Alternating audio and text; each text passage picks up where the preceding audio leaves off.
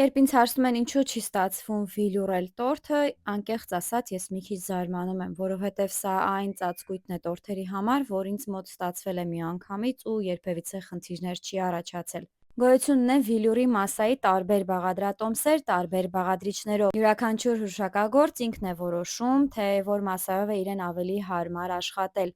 Վերջին 1-2 տարում ես աշխատում եմ կոկոսի յուղով վիլյուրի մասսայով, պարզապես ավելի մատչելի ինքնարժեքի պատճառով։ Կակոսի յուղով տարբերակը, ի տարբերություն կակաոյի յուղով վիլյուրի, ունի ավելի վառ արտահայտված համ ու հոտ։ Պատրաստման եղանակը պարզից էլ պարզ է, առանձին հալում ենք յուղը, շոկոլադը,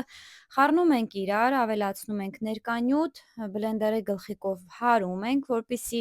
ներկի պիգմենտներն ավելի լավ սկսեն աշխատել։ Բաց երանգի վիլյուրները իհարկե ստանում ենք սպիտակ շոկոլադի օգնությամբ, իսկ արդեն մուգ, սև, շագանակագույն վիլյուրները ստանում ենք կաթնային կամ սև շոկոլադի խառնուրդի միջոցով։ Վիլյուրի զանգվածի օգտագործման ջերմաստիճանը տատանվում է 30-ից 37 աստիճան։ Կախված իհարկե բաղադրիչներից ու բաղադրատոմսից փոփոխական է նաև օգտագործման ջերմաստիճանը։ Մուսային տորթերը վիլուրապատում ենք 100%-անոց սառած վիճակում, իսկ արդեն բիսկվիտային տորթերը բավական է 15-20 րոպե ուղարկել սառցախցիկ։ Թեման ավարտված չեմ համարում, հաջորդիվ կխոսենք բարդ տեսակի վիլյուրների, վիլուրապատվող մակերևույթների,